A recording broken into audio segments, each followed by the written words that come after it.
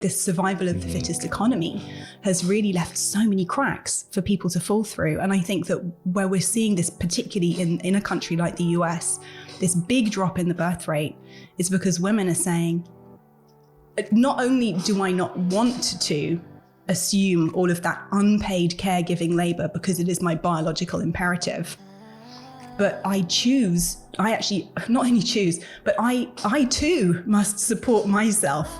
Welcome to Commune. We are on a mission to inspire, heal, and bring the world closer together.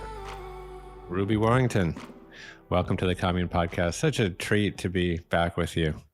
Likewise, Jeff, it's been a while. I always enjoy talking to you, so I'm really looking forward to this conversation.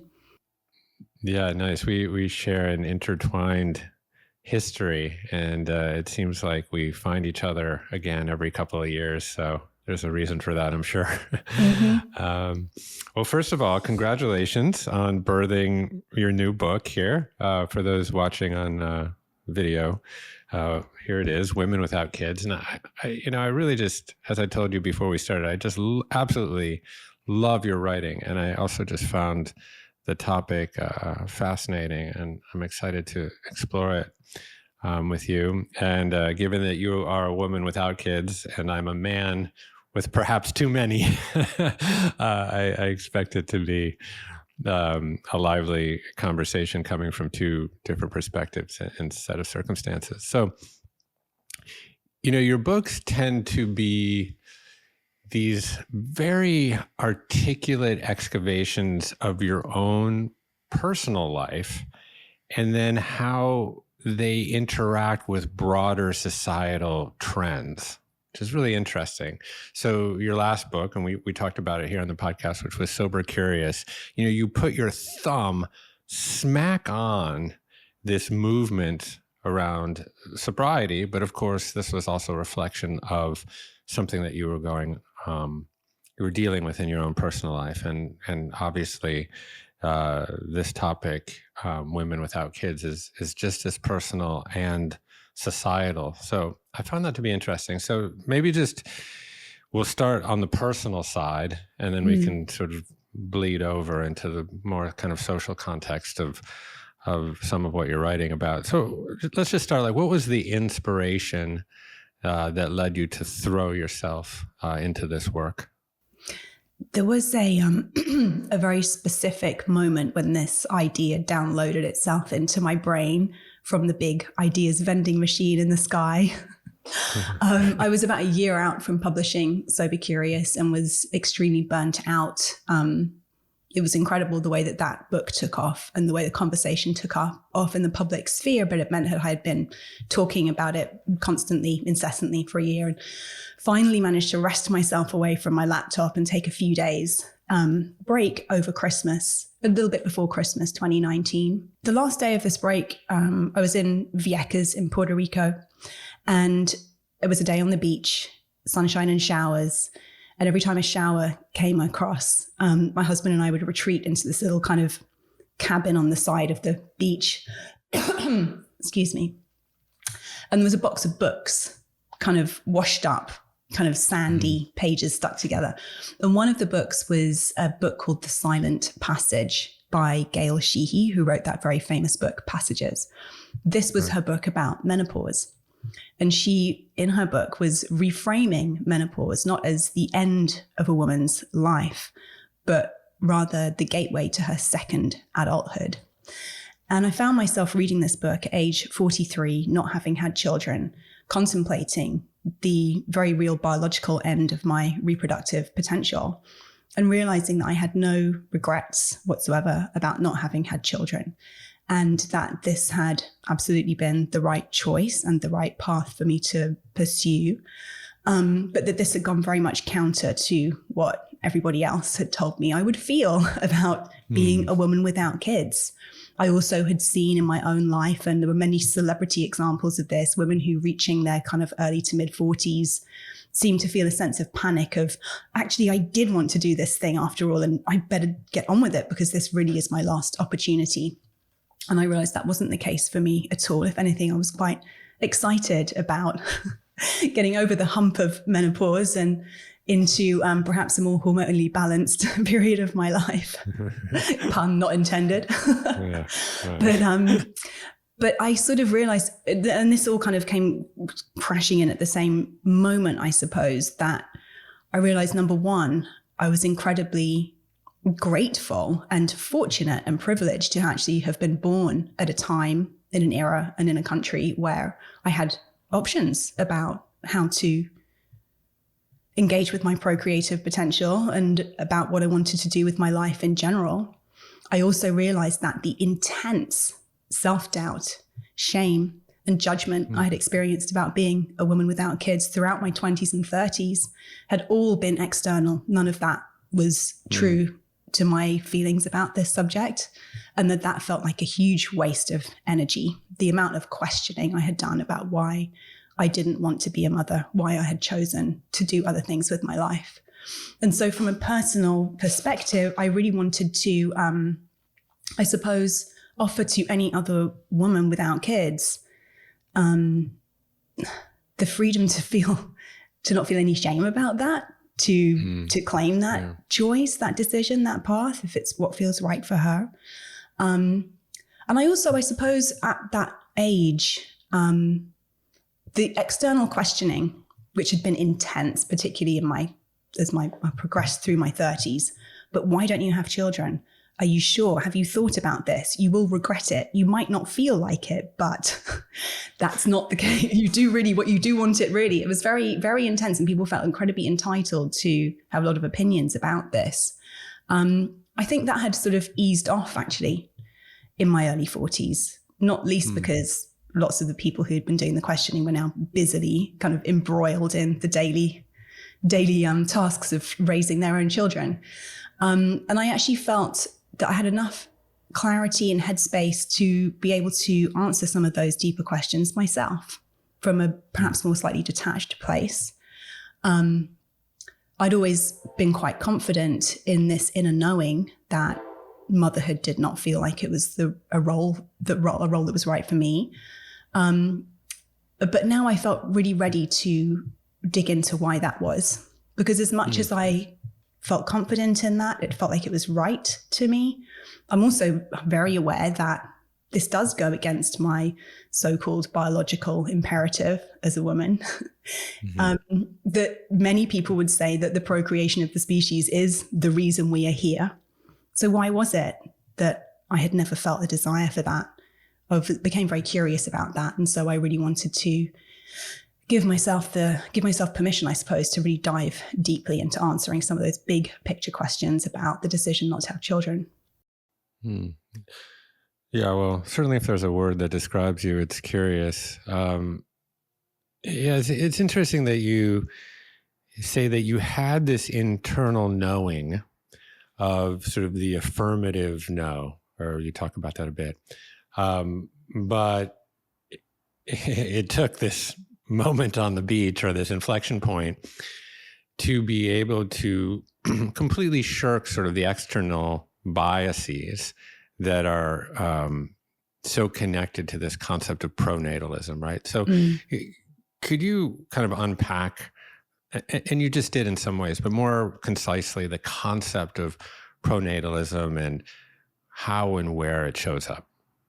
So pro-natalism, I hadn't heard this term before I started researching this book. Actually, I might have heard it used in reference to various policies that governments might be putting in place in order to encourage people to have children. For example, I think Hungary is one country that is described as very pro-natalist, meaning that they actually pay quite large cash advances to potential parents to encourage them to have children, these sorts of things.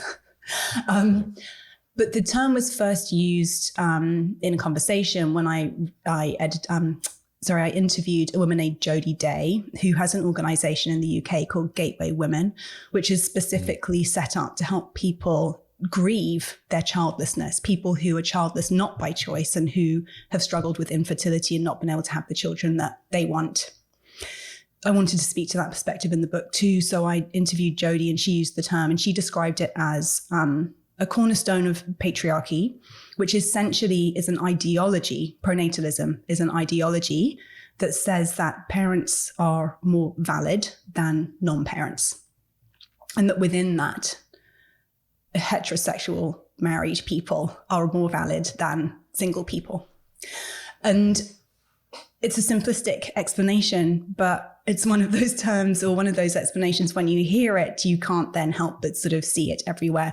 And particularly for people who don't have children, there's almost a visceral sense of, oh yes, I feel the impact of that in the way that people talk about my procreative choices, in the side eye I might have got, the subtle or not so subtle encouragement or admonishment from other family members, other members of my community about my not being a parent, or also not being married.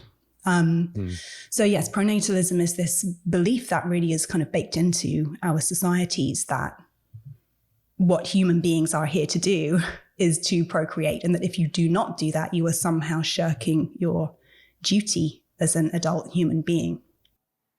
Yeah. There's obviously all these notions of biological purpose baked in, and then also women in general bear the brunt of the sort of ebb and flow of societal views about this. Obviously, China had a very restrictive policy around children being born for some time, and then it's a little bit damned if you do, damned if you don't in the workplace, because while there's stigma attached to women that have, are selfish and just career focused, to the exclusion of their, of the nature of nurture.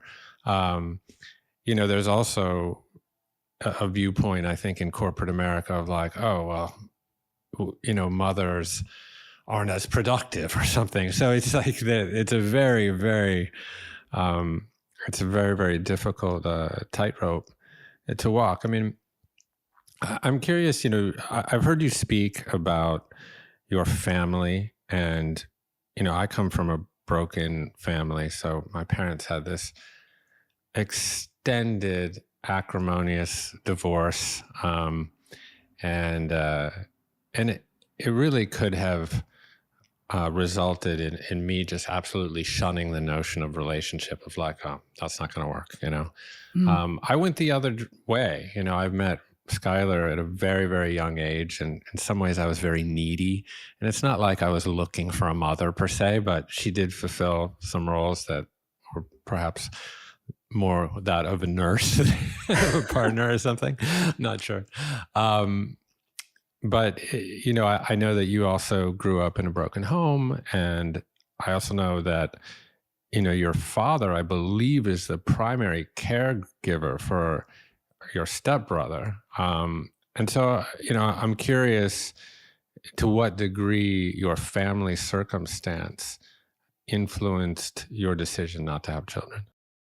Well, this actually was one of the big entry points, and one of the things I was most curious about when I first started thinking about, well, why did I never want to have children? And I sort of asked the question of myself, and then I put it into an online survey, and which I also kind of sent around to my audience and got about 200 responses. How does our experience of being mothered impact our feelings about becoming a mother? Now, obviously, this is about women without kids, so I'm speaking very much to the female experience. I think there needs to be a brother book about men without kids. And actually, as a slight aside, I do think the fact that within the child-free and childless kind of space as it exists, there are 0 male voices. This is not indicative of the fact, I think, that being a man without kids doesn't have a big impact psychologically, sociologically on a man's life too. But I think it shows the extent to which we still see child rearing and family life as very much the female domain. When, as we know, it takes a male and a female to create a child. And men and women are equally, supposedly, biologically hardwired to reproduce. But within pronatalism, as it is an extension of patriarchy, we still very much see child rearing as a women's issue. So that's kind of a bit of an aside. But also, I was thinking about how does our experience of being mothered impact our feelings about becoming a mother? And within, because we're broadening out, then how does our experience of family life influence our feelings about creating a family and what we want our family to be? And I knew growing up in a family where there was a lot of dysfunction, if not any outright abuse, just a lot of dysfunction, a lot of distance, a lot of resentment, a lot of estrangement. Family had never really felt like this sort of cozy hub of nurturance that many people experience. And perhaps it's actually quite an idealized way to think about family, because my research also showed that up to 80% of people think that they come from or describe their family as dysfunctional on some level. But in the survey that I sent out and within the responses I received, there was a very clear link that people's experiences of being mothered had a very profound impact on their feelings about becoming a mother. And that for people who were either choosing not to have children or who were questioning whether or not they wanted to, a fraught or difficult relationship with their mother was often a part of the puzzle. Yeah. And in terms of coming from a broken family or a family of divorce, there's no clear research or numbers to show that people who don't have children are more likely to have that kind of a background. And I think actually can be a really strong urge among people to heal that or do it differently with their own family. Mm-hmm. Having children, having a family, finding a relationship where you can sort of do it how you wanted to experience, to create for yourself what perhaps you didn't experience in your family of origin, your biological family with your parents and siblings. That I would certainly say was the case with my mother. And she did a pretty amazing job given the resources that she had available to her in creating a very loving and emotionally supportive home for my brother and I. It was fraught in other ways. But you touched as well on my father's situation. So my half-brother, his son with his second wife, has very, very severe disabilities. He was born when I was 20, and I hadn't been living in the family home. I mean, I hadn't really ever lived with my father. He and my mum separated when I was 1. So I didn't have that sort of growing up experience with him where we bonded as siblings. And being so much older than him as well, I was very much kind of on my own trajectory by the time his disabilities really started to present. He's 27 now. My dad's 76, and he and his wife remain my half-brother's full-time caregivers. They haven't been able to find residential care that is sufficient to meet his needs, which are very, very severe and intensive and 24/7. And I think growing up in close quarters, watching this play out, as much as I always had an inkling that there were other things I wanted to do with my life besides become a parent, I also, have a very firsthand, close-up awareness of what it really takes to raise a child with disabilities. And given that one of his conditions is very severe high-spectrum autism, and knowing that the extent to which that can be heritable, I think that was another stop sign for me on the road of that decision making. Yeah, and we just haven't equipped our society with the support systems, around, how we care, for people that have certain disabilities. And so then it becomes incumbent on family members to provide that kind of care. And I mean, I can only imagine what it would be like at 76 years old when you're in your putative golden years, to be, the primary caregiver for someone who I'm not sure if the condition is kind of epileptic but it seems like there's seizures and things like that, which is incredibly intense and, can require emergency room care and all this kind of stuff. And then, we just don't seem to be able to scaffold our society, with the resources. And I know that this spills over really into what I can't remember the name of the woman who wrote the book Birth Strike, but I know you mentioned it. But it carries over, I think, into a lot of the trends or tendency now for women to say, hey, no, affirmative no. Like we simply don't have the institutional support to be able to properly, raise children, and particularly children that have some form of disability. So it's and I think we can get into some of the reasons why this is, we're seeing, massively declining birth rates. But there's another question that, I was thinking about, and I know that you broach it, but, the subtitle of the book is The Revolutionary Rise of an Unsung Sisterhood. And, you're there, it's kind of at the tip of the spear, fostering and shaping this sisterhood. And in doing so, you're having to create some bedfellows where that might have some kind of innate tension. So, you talk about childless by design or childless by circumstance. So there are women like you that have strongly set up and stood up and said, this is just an affirmative no. Like, I know who I am and this is not me.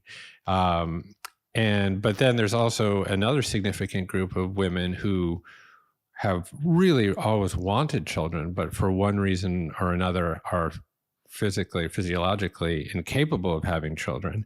So there might be sort of this inherent tension between those two groups, right?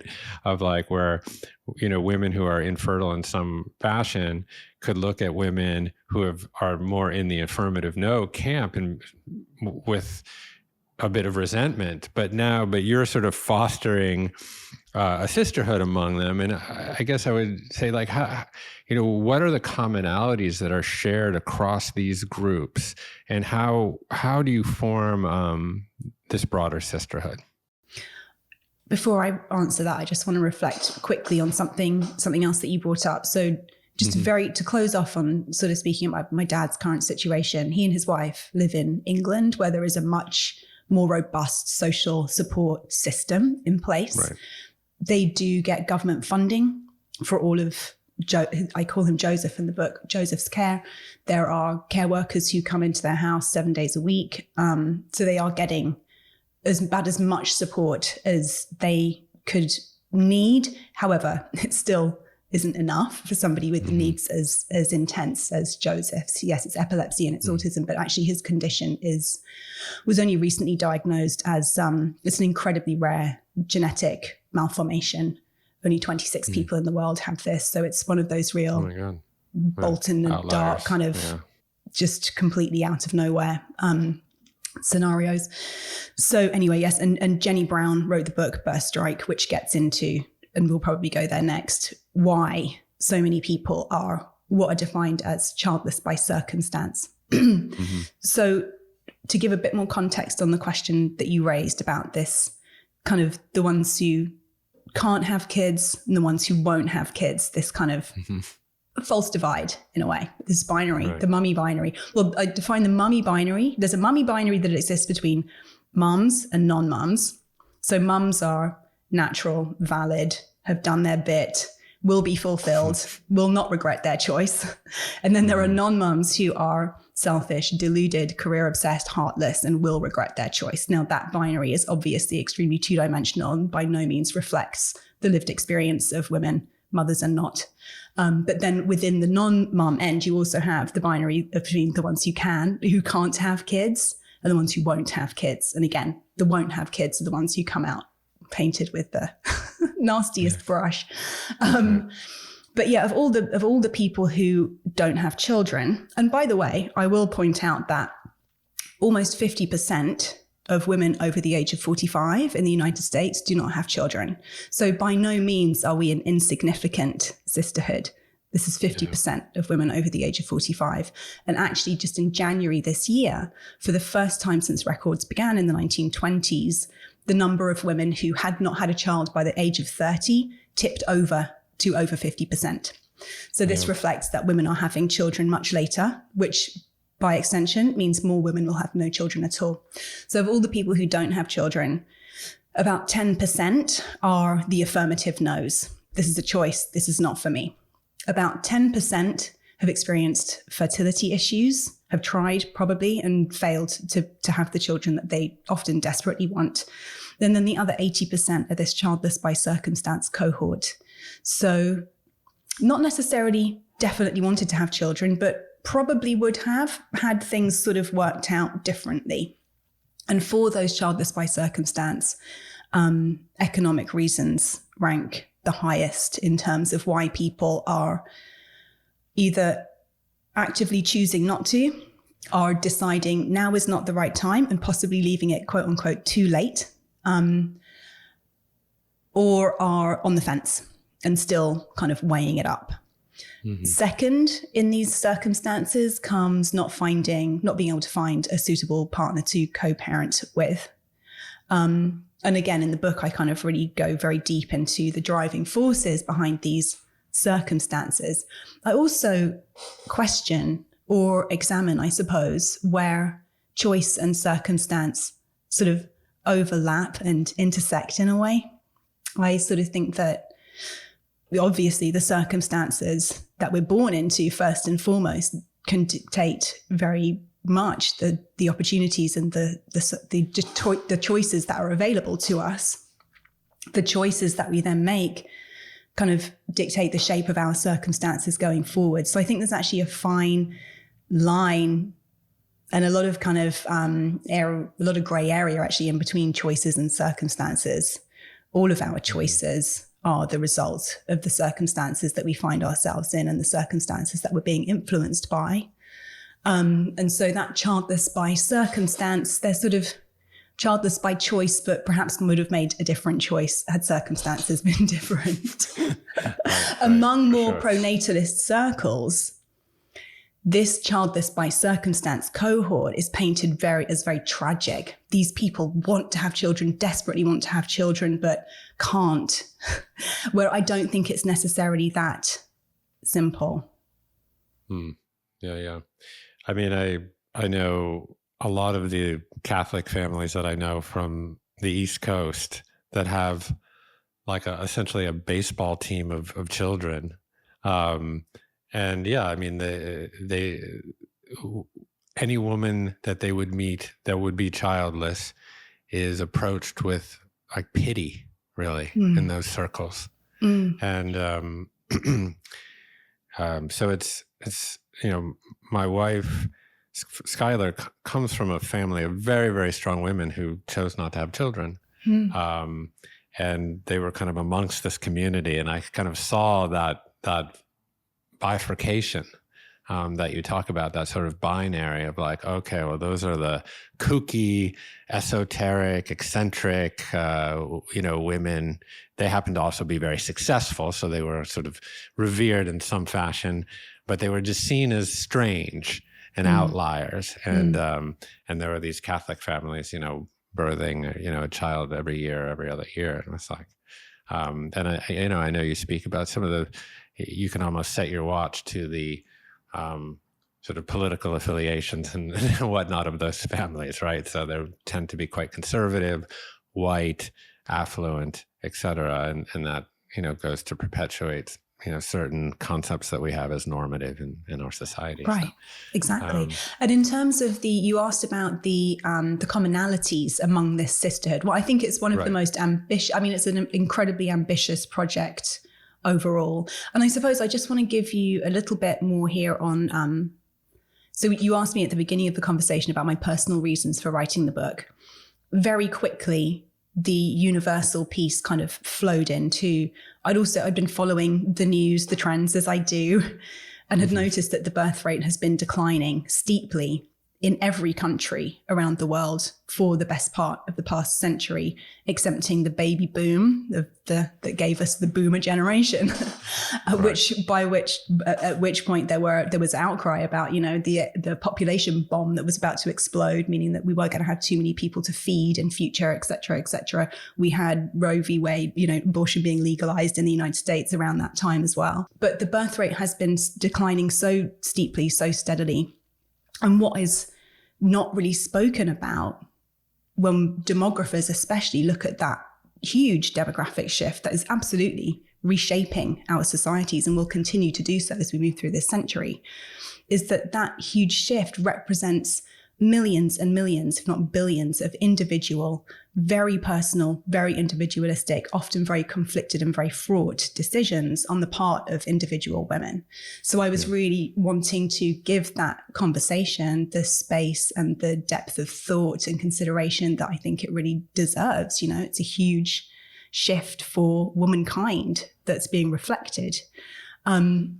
So I wanted to speak to, yes, women who can't have kids, women who don't want kids, women who are on the fence, and this was on the behest of my editor at Sounds True, my publisher, who has one child, but was very excited about this project because she said, I'm a mom and I want to read this book. And I thought, really? And she said, can you include moms too? And my first thought was like, oh God, as if moms don't have enough books for them. This is the whole point. Right. But then I thought, actually, this is very interesting because what I heard from her was, I want to stay connected to the woman I am without my kids. I don't want mom to be my sole identity.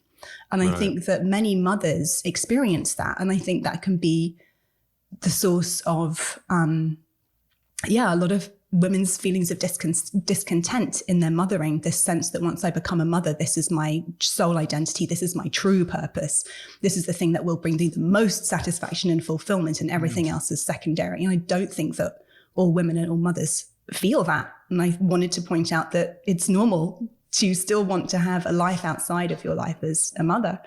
And so I also was then trying to include moms who want to stay connected to that woman they are without their kids within this sisterhood. And so the commonalities that we experience is that feeling of being othered, of feeling that we've missed something, that we're missing out, the feeling of being judged for our decisions, our choices, our lives, the people that we are. And it sounds sort of simplistic to say that that's what it comes down to, but actually being the other, particularly in a subject that is as life and death, that is as interwoven into our society and the fabric of like our humanity as this, can just lead to such intense feelings of shame and so much self-doubt and so much cognitive dissonance and so much inner questioning. And this is a huge, huge expenditure of energy. This can be extremely prohibitive of us really pursuing what does light us up and what we do feel passionate about fully, without shame. And so, that shame of being othered is the commonality among women without kids. Yeah. It's so interesting, this point that you bring up. And as I'm listening to it, I'm really delineating some of the experience of what it's like to be a male parent versus a female parent. So like for me, I'm very connected to my fatherhood and my role as a dad, but I'm just as much connected to my role as a podcast host or an intellectual or an entrepreneur or a writer. You know, I'm not anchored in one specific thing that defines my identity. And I'm given, really, that's a great freedom. It's wonderful to be sort of multidimensional and multi-passionate. But I think what, you point out so eloquently is that many women anchor their identity in their motherhood. And I know a lot of women, because I'm 52 now, and I know women that are like in their mid-50s and early 60s whose kids have left the house, for example, and they go through these periods of extreme depression and sort of liminal kind of feelings of self-doubt and worthlessness, et cetera, or they don't know what their role is anymore because they've girded their identity so deeply in motherhood. And it's and I think as you speak to kind of how mothers can relate to the work that you're doing, I think a lot of those women really can, because they all of a sudden, when, the kids are off, doing God knows what, there is this feeling, this sense of loss of identity. And so Anyhow, I think it's also, I think it's just very different, not for all men, but for, I think, many men, because we have been sort of afforded that flexibility, to be a dad, but, probably not generally be the primary caregiver and, pursue career and all that stuff and get sort of a lot of gratification from a lot of different parts of our life. So it's interesting. This is what the second wave of feminism fought for women to have. In fighting for women to be able to, quote unquote, have it all, it was about enabling women the opportunities to get an education, to pursue a career, to pursue financial independence, to pursue financial prosperity in their own right without having to depend on a man to provide those things for them, and to also have children. However, the past 4 or 5 decades have borne out how challenging that is to really, quote unquote, give yourself to both a career, particularly if it's a career that has a kind of more creative or entrepreneurial bent, where you are really generating that for yourself, with the demands of motherhood, And so I think that's something that's really falling apart for the generations of women currently who are deciding, rather than burn myself out trying to do it all, quote unquote, like a man, I'm going to choose one or the other. Because the difference is, and who was I can't remember, some Instagram reel, some comedian. I think it was Ali Wong. It was just a reel from her recent Netflix special going, do you know how much more successful I would be if I had a wife? And I think that sort of like really shines a light on where this fell apart in a way, When, in some of, just pulling statistics and researching a little bit before our conversation, just to kind of underscore and the kind of depths of the trends right now around birth rates. And you may have statistics that are more up to date than I do, but let me just pull some of these that I found. So the percentage of women aged 15 to 44 in 2015 to 2019 that had a biological child is now just 52%. So barely over 50%. And that is down significantly, even just from 5 years prior, down 3%. The declines, this was interesting, have also been seen for men becoming fathers. So 39.7% of boys and men aged 15 to 44 had fathered a child. I mean, just less than 40%. Right. And by 2019, the average female aged 15 to 49 had given birth to 1.3 children, and the average male had fathered 0.9 children. Right. I'd love to see a 0.9 of a kid. What does that look like? And I was that statistic sort of made me scratch my head. But then, of course, I have chickens, and then I realized you only need one rooster, so I can. Right. Yes. Yeah, figured that out quickly. Yes. So the statistics are really significant here, and Hugely. there's we've touched on some of the causes. I was just reading Vivek Murthy's book on loneliness. So he's the U.S. Surgeon General, and he's declared loneliness as this epidemic. And God, there's some other statistics in there. Single or not, 58% of all Americans report that they eat every single meal alone. I was like, no, that's got to be a typo. I read it like 9 times.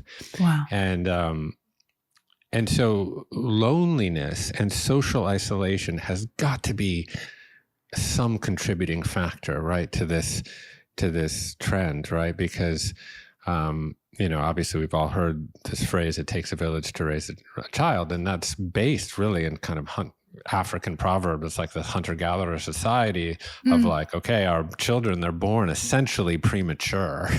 At 9 months, they require so much care. And there's all sorts of evolutionary tension around that, and birth canals narrowing while we became bipedal. And then we discovered fire and cooked food, and our brains grew and all this kind of stuff. And we had to birth these children before the brains got too big to get them out the birth canal. So all of a sudden they had to be born essentially premature. So they required so much care. And that's why it takes a village, because, you see like a foal that's born, in like an hour, it's running across the pasture, feeding itself. Or like, yeah, essentially, like I think a robin, it takes 20 days for a robin to essentially like fly the coop and fly and become a completely independent bird. We can't even see as babies properly, for like, I think it's a month or something like that. So, this idea of how lonely we are, of the erosion of community, has got to play a significant part in what we're seeing. Did you find that in your research? I mean, I feel like there's so many places we could go with what you just shared.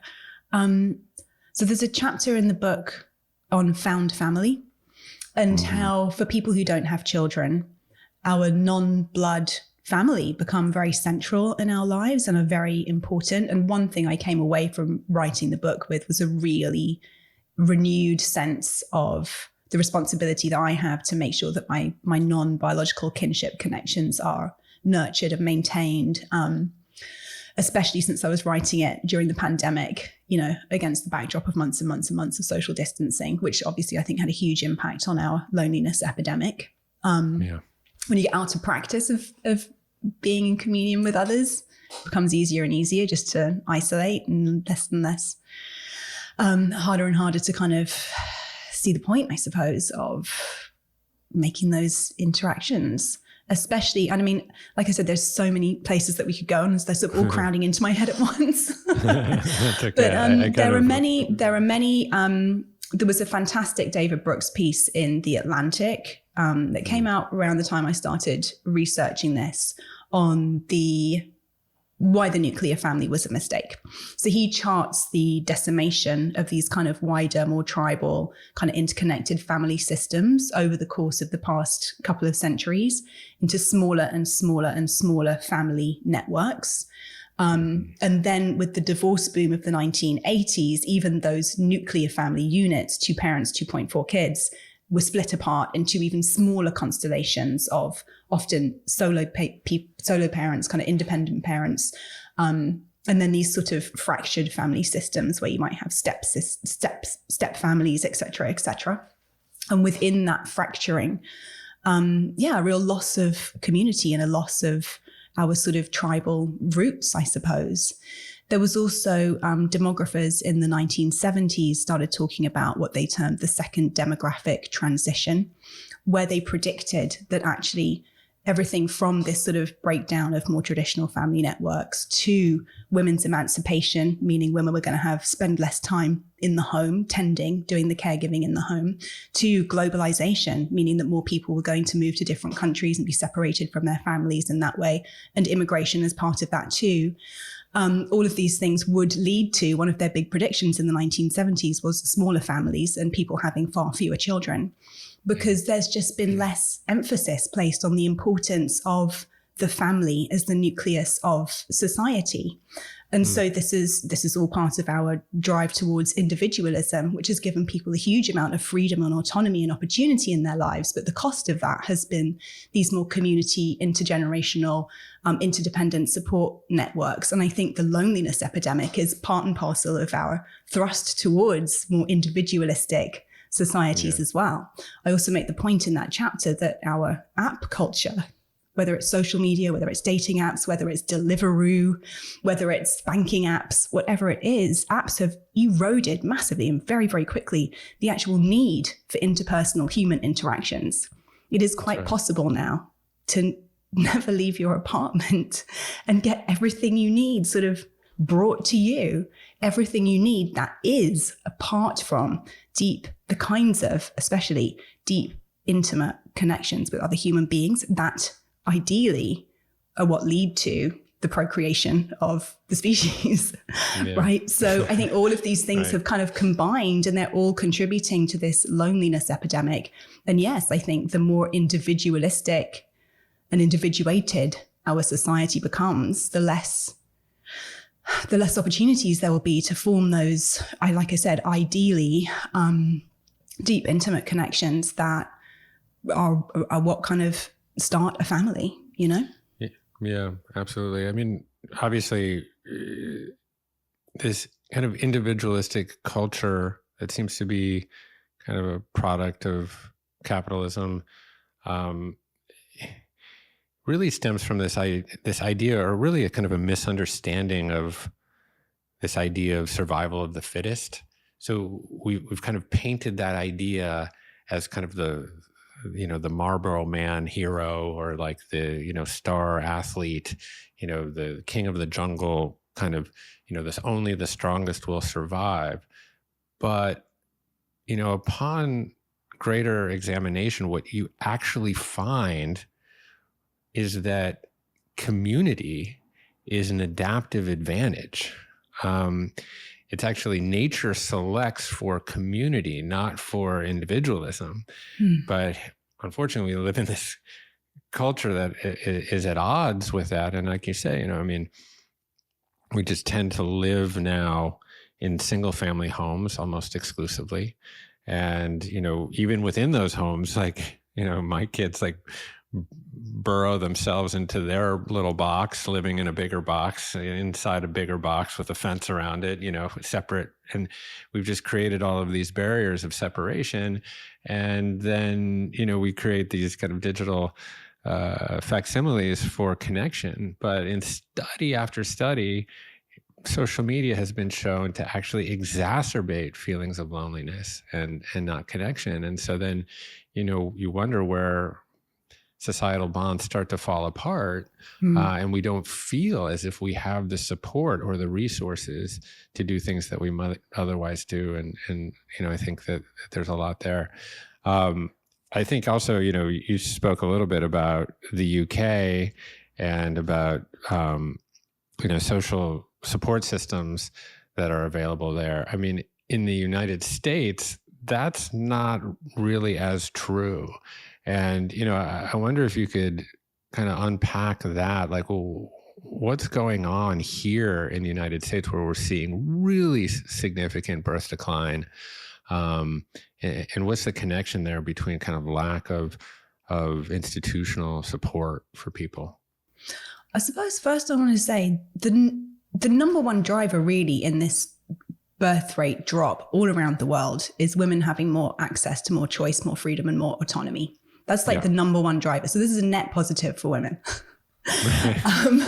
Even though within that, and this is where the nuance piece comes in, even though within that, for some people, not being able to have the children they want does not feel like a net positive. But like across the board, the more education women have, the more access women have to career opportunities, the more access women have to physical autonomy and choice, the fewer children they will have. Let me just add to their one point, because it's fresh on my mind. I interviewed a guy named Paul Hawken. He's kind of one of the most prolific environmentalists in the world, an amazing author. I think the number 3 and 4 best ways to reverse climate change is educating women and girls. So for the exact reasons that you just outlined.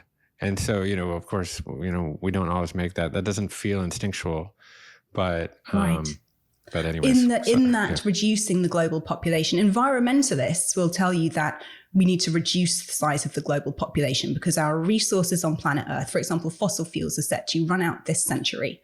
Our resources are no longer going to be able to meet the consumption demands of our population if it continues to grow at the rate which it has been, which it's not, it's declining. And some people on the more spiritual tip might say, well, this is not Mother Nature writing herself, Right. Yeah. And I sort of get into that in my book too, because I like to go to those places too. But then economists will say, we need to keep growing the size of the population. This birth rate decline is a disaster for humanity because we have these aging populations and we're not having enough young people coming into the economy to support our aging populations. So there's a real disconnect there between whether the population decline is a good thing or a bad thing. And it depends whether you're an environmentalist or a capitalist, ultimately. Right. But that's not to deny that, yes, we are going to have to seriously rethink how we care for our aging populations, which comes back to this point is, again, of like, human beings need a lot of care. Yeah. Care happens oftentimes in communities supporting and chipping in for the care wherever it is needed, whether that's care of infants, whether that's care of elderly people who are no longer able to support themselves, right? And so what's been eroded in this culture of individualism is interdependent networks of care. You know, our care is now, especially in a country like the US, outsourced to capitalist profit-making enterprises. And so, I mean, there's a quote from Jaron Lanier. Are you familiar with him? Has he been on your podcast yet? I actually met him a couple of times. I don't know if it's Lanier or Lanier. I'm not sure, but Lanier, yeah. One of the OG guy. Founders of the internet kind of thing, who's sort of dropped out and is now quite anti-internet. Yeah. But anyway, there was a quote from him. The economy only works now if you are young, healthy, and childless, which is if you are one of the quote unquote fittest. Right? This survival of the fittest economy has really left so many cracks for people to fall through. And I think that where we're seeing this, particularly in a country like the US, this big drop in the birth rate is because women are saying, not only do I not want to assume all of that unpaid caregiving labor because it is my biological imperative, but I too must support myself. I too must must put my time, energy, and other resources into generating enough income to support myself. I must too be self-sufficient in this uber individualistic, uber self-sufficient kind of survival of the fittest economy that I was describing. So yeah, that's absolutely feeding into the drop off in the birth rate, just the fear that people have around their own financial stability, you know? Yeah, absolutely. And you talk a little bit also about eco-anxiety. I'm not sure that's the best framing for it, but it's certainly something that my wife feels quite a bit. She's maybe a little more apocalyptical than I am, but I certainly understand the underpinnings of it. How do you think that's playing socially in terms of people's decision making at this moment where, the writing seems to be more apparently on the wall there in terms of the fate of human beings' ability to actually habitate the planet? Yeah. I mean, eco-anxiety is not a new thing. People have been freaking out about the climate for the best part of 100 years or so, I suppose. But it's certainly, the volume has been dialed up and up and up. And I use the term in the book, childless by climate change. I haven't really seen that used elsewhere, but it seems quite fitting when applied to particularly Gen Z and people kind of in their mid-20s who are contemplating whether or not to become parents with that, fateful date 2050 in their minds, thinking, well, if I have a kid now, I'll be just about hitting college by the time we reach irreversible climate collapse. That doesn't sound like a great world to be bringing my children into, and I definitely have met people who've been very distraught and who are grieving, not being able to have the children that they would otherwise have had because governments globally refuse to take consolidated and decisive action on reducing carbon emissions is what it comes down to. Some people would argue that overpopulation is not the problem. Overpopulation considered a problem for the climate because more people means more consumption, means more emissions, means just more general degradation of the planet and extraction of the natural resources. But it's the consumption that's a problem. Some people will say, and including Greta Thunberg, actually, I heard her on a podcast ask this very question: how do you feel about bringing children into the world? And I think the podcaster was surprised to hear her say, I haven't decided yet. I might like to do that. Given that among in environmental circles, it really is considered so important to reduce the size of the population. But she echoed what I write in the book, which was, it's not the people that are the problem. It's the way that we consume resources that's the problem. What's needed is radical innovation in terms of how we use and consume and create energy. And yes, for the younger cohort of women without kids, this is about political action, serious political action and corporate action, not that the two aren't deeply intertwined, in terms of how are we consuming energy and how can we turn this ship around as quickly as possible. Mm-hmm. Yeah, I agree. I also think that to the degree that it is possible, sort of reframing one's idea of what might make one happy. We seem to always be on this hedonic treadmill where there's some glistening object on the horizon that, we're chasing and say, like, if only and only if I can purchase that thing, well, then I will assuage whatever deficiency I might feel about myself or any discontents. And then, of course, the moment that you cut the ribbon off that box, you're pursuing something else. And Yes. And we've been trained, that consumption and endless consumption will address the gap that we feel between where we are and our happiness. And of course, the other way at that, eliminating that gap, is to actually just love what we already have. But that seems kind of antithetical to how, capitalism is designed. Yeah, there was a whole section in the book which I removed because it was going off on a bit too much of a tangent. Well, maybe that'll be the next one. How we've been hardwired for consumerism. There's a fantastic documentary series. You might have seen it, called The Century of Self by Adam Curtis. It's a four-part documentary series that came out in 2003, I think. And he basically charts how Edward Bernays, who was the grandfather of public relations and advertising, who was the nephew also of Sigmund Freud, he realized that if you could create advertising messages that spoke to the latent, unfulfilled and taboo desires that humans embody, that Freud had identified as the root of so many of our neuroses, you could very quickly sell people stuff. That worked extremely well and has been in operation for the past century, since the 1920s or so. And so generations who have been born over the past century have almost had cooked into us this idea that consuming is soothing, consuming is fulfillment. And I was sort of taking this to the place of, well, for all the people who say they can't afford to have children. Now, of course, there are people who are trying to feed families on a family salary of $25,000 a year. So this is very real. There are 38 million families in the US living under the poverty line currently. Mm-hmm. However, for people who are, middle class, if to the extent that the middle class still exists, but who are kind of ticking along, living their lives, who are saying, I don't know if I can afford to have children, there is an argument that embracing a degree of downward mobility would make having a family more affordable. But I sort of was going to make the point, or trying to make the point, that actually, if you come from a fraught family, if family hasn't necessarily felt like the place where I get my love and where I get filled up and where I feel comfort and support and at home, sometimes stuff can feel better than love.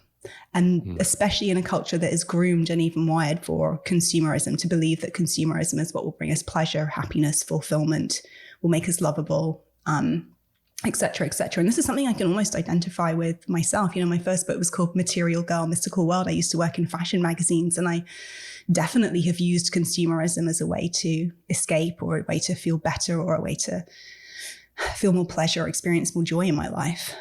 So I can absolutely relate to this. And I was sort of hypothesizing that sometimes, stuff can feel better than love. And when we weigh up what we might have to give up from a materialistic perspective in order to have a family, that feels like too much to give up. But we removed it. We removed it from the final manuscript because it felt like it was a bit too hypothetical and just me sort of going off on a bit of a philosophical tangent. But I think there's something in it. Yeah. Well, hopefully you didn't shred it and it's somewhere. It's somewhere. Maybe it will live as an essay at some point. But I just think that concept of downward mobility is the antithesis of the American dream. It truly is. It's just not, like you said, it's antithetical to like what we're believed is what we should, how we should be living our lives and what we should be aiming to achieve. Yeah, well, all systems become unhealthy when they go into dysbiosis or imbalance, essentially. And we have been a culture kind of dominated by yang, if you will. So sort of that kind of sanctifies sort of the kind of male properties, if you will, of like endless growth, you know, at the expense of repair, for example. All of the metrics that we use to measure society are always like, how much did you grow? GDP, S&P 500, Dow Jones International, and all this kind of stuff. So I think, one of the brilliant impacts of this trend of women without kids is that hopefully we can actually introduce more women leaders that can bring society into a greater balance, where we can sanctify and value repair and reparation as much as we value, kind of these concepts of like endless growth, or sort of the male economy of war, for example. All of these things that sort of continue to sort of perpetuate out. But then I suppose, like, you brought up this concept, I think it was called generativity, right? I think it was an Erik Erikson concept, right? Of kind of, maybe you could frame it for me, but essentially how I understood it was like sort of the ability of one to kind of transcend their own personal interests and provide care and concern for younger generations. And that's obviously, you can very easily connect that to motherhood. But for women without kids, where is the opportunity for generativity? I want to speak very quickly first to the piece about growth. Yeah, please. When people talk about population collapse, this is the term that many economists will use when they talk about this aging population. What they're talking about is the collapse of an economic system, potential collapse of an economic system that requires perpetual growth in order to give its shareholders what they are signed on for. Right. Perpetual growth, meaning perpetual supply of more workers and more consumers for the more products that we need to make to continue to generate more profits. So there's that. And I do think, again, back to my kind of, is this decrease in the population part of Mother Nature's way of righting herself? Nature has been extracted from to an absolutely disgraceful degree in the name of perpetual growth, in the name of perpetual harvest by the capitalist interests that dominate our planet. And so, there does feel, and this sort of ties in with Jenny Brown's work with birth strike, that perhaps on some level, women withdrawing from reproductive duties, whether consciously or unconsciously, by choice, by circumstance, is part of a righting or a rebalancing in terms of how we are extracting from the earth in order to feed this growth system that has sort of taken over on our planet. In terms of generativity, this also ties into what you said about, potentially having more women leaders. I make the point in the book, and again, this is very generalistic. It's much more individualistic than this, but more women without kids will mean more women having more resource in terms of time, money, energy, creativity to put into projects, systems, etc., communities outside of the home, whether again by choice or by circumstance. It does, I think, mean more women having more influence in terms of cultural life, in terms of public life, simply by nature of the fact that it is so difficult, unless you are incredibly well-resourced as a woman, to be able to balance the demands of motherhood and the demands of having a vibrant or impactful creative or business career, or even political career. I think it's very interesting. And I was writing this, remember, in 2020, that three of the most sort of progressive female figures in US politics, Kamala Harris, AOC, and Stacey Abrams, are all women without kids. And I think it's very telling. Angela Merkel, woman without kids. So many female leaders in politics have been women without kids. And I think that's just, it evidences the fact that women are more likely to have that kind of influence when they're not also mothers. It's not saying that women can't have that influence who are mothers, because there are many mothers who are having a huge impact societally. But for the majority of women, it'll be easier when we don't have children. So again, back to your point about generativity. So even in the 1950s, Erik Erikson didn't link generativity to parenting necessarily. generativity is, I think, the seventh of his eight life stages. It's from ages around 40 to 60, which is around the age that, you know, women are either kind of really in the depths of their child rearing or coming out the other side, potentially into their kind of postmenopausal years. And he said that generativity is really about this life phase where we start to ask ourselves, how can I make my life count?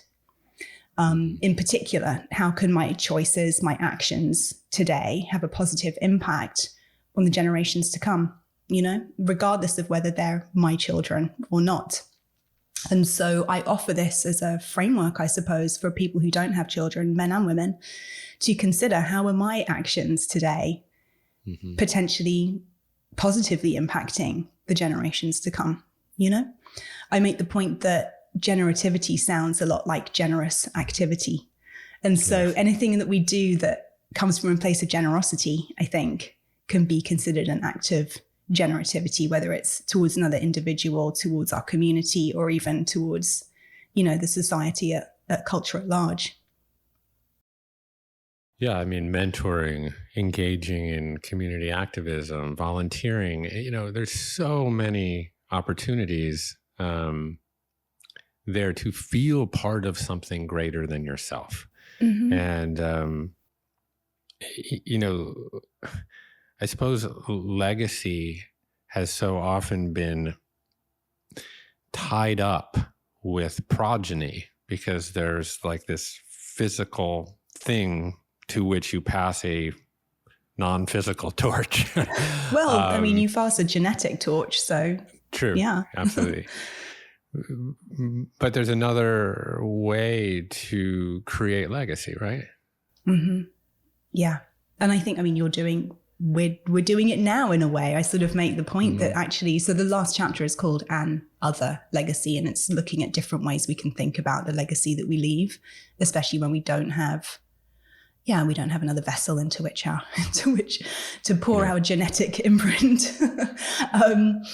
But yes, I mean, another term that I came across while researching this book was cultural parent, which I really like, which speaks to, I think, anybody who can identify as parenting the culture in some kind of a way, you know, meaning parenting as in the teaching, guiding, mentoring sort of a sense. And so as an author, I can absolutely relate to that. I think podcasters kind of fall under that category. CEOs of companies, particularly companies that are having some kind of social impact, can probably relate to that. Yeah. I mean, kind of back to the personal, I listened to your conversation with Tammy Simon, who runs Sound True, which is your publisher, and, you know, prolific woman with a tremendous amount of legacy and without kids, and kind of an affirmative no without kids. And one of the things that came up in that conversation, and I think it more pertained to her personal experience, was like, she, you know, I think had a friend that said, well, you know, you'll never know that love of not having, you know, a child. You'll never know that love. And so, you know, I can relate to kind of my own personal experience, just sort of as a product of my own experience of what it's like to have children. And in a way, my children have pushed me along my own spiritual path, because they help me access these concepts like of karuna, for example, compassion, the identification of someone else's suffering as your own. So much, that's very, very easy for me to do with my children. It's like when they're suffering, I am suffering. I literally feel their suffering. And then, and the other side of it's true. There's a concept called mudita, joy for someone else's joy. Like I was telling you before we started recording, my daughter got into the college of her dreams yesterday, and I was in tears all day just only for her happiness, and a pride for her doggedness and grit and persistence that I would never feel for myself. And in a way, my relationship with them has sort of helped me transcend my sense of self, sort of the illusion of self that the Buddha talks about, but also kind of my own self-absorption. And I wonder, I mean, and I'm certainly not saying that's an experience that is exclusive to parenting. That just happens to be my personal experience. And I guess I would just kind of ask you more personally, like, do you kind of set against that the context of that question that came up with Tammy, like, where do you find that transcendent love? Is there a place to find it other than in your children? I don't know, because I've never felt it with my children. It's very hard to describing the quality of an emotion is almost impossible, I think. Mm-hmm. I mean, it's almost impossible for me to, you actually described it quite well, but it's impossible for me to imagine what that love, that specific texture of love feels like. Mm-hmm. When you were describing being able to feel your children's suffering almost as your own, I feel that about my parents. And it's absolutely heartbreaking. I felt that about my husband. Yeah. I feel that about people I pass on the street who are homeless, homeless and helpless. Yeah. And sometimes I think that as such a deep feeler and such an empath, that being a parent would almost be too much. It might be too consuming to feel somebody else's kind of feelings so deeply and to feel that level of responsibility for their feelings. Mm-hmm. I don't know, does it feel like a responsibility when you feel your kids suffering? Do you feel compelled to ease them of their suffering? I do. I remember when my middle daughter, she had kind of chronic infection when she was a kid. And I remember being in bed with her at night when she was suffering. And sorry. And I would literally say, like, give it to me. I can take it. I can manage it. Just give it to me.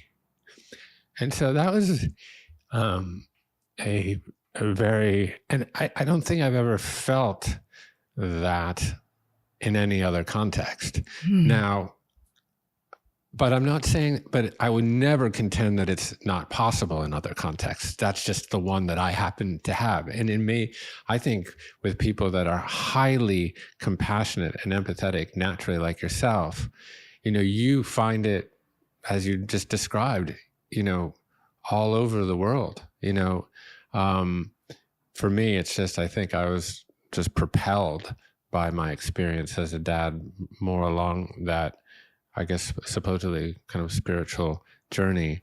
And, it's curious, like menopause and generativity with Erik Erikson. I think about, like, Carl Jung also kind of wrote about that, where it's like the first half of your life is like you're becoming an individual, you're individuating, you build up the ego. And then the second half of your life is more like, okay, wait a minute, you're sort of unwinding the ego. You're finding, quote unquote, your true self. Or even like in Hindu tradition, you're kind of the brahmachari, you're a student, and then you're the householder, you're holding house, making a career and, raising children if that's your path. But the third phase of life, which is similar time frame, 40 to 60, you become literally in the ashramas, you literally become a forest dweller. You like bug off and go wander the forest, And it seems like, and maybe menopause is sort of the like a physical trigger for that process too.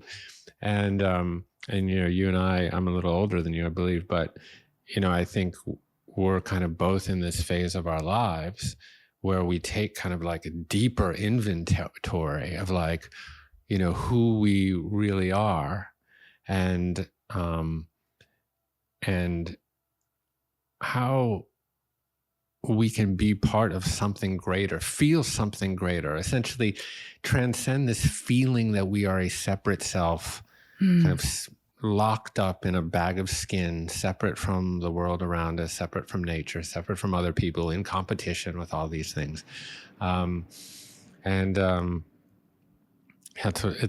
a fascinating time to be alive. I was always kind of not looking forward to this time in life, and now I'm just embracing it with all my muster. Reading Gail Sheehy's book made me so excited for my second adulthood. She made it sound very appealing for lots of the reasons that you're describing. Thanks for sharing about that experience with your daughter. That's the thing I know I'll miss. And that's the thing that I've had to make peace with, not having, that depth of a connection with another human being. In weighing my own sort of cost-benefit analysis around having children. That's what I know I won't be able to experience in this life. What you described, even the feeling tone of what came through as you were describing it. And I've made peace with, I won't experience that, but I will get to have all of these things that I know are right for me in this life, you know? And so there is a whole chapter about regrets and acceptance, and accepting that no one path will bring us everything that we want, and no one path will be without its challenges or its pains, you know?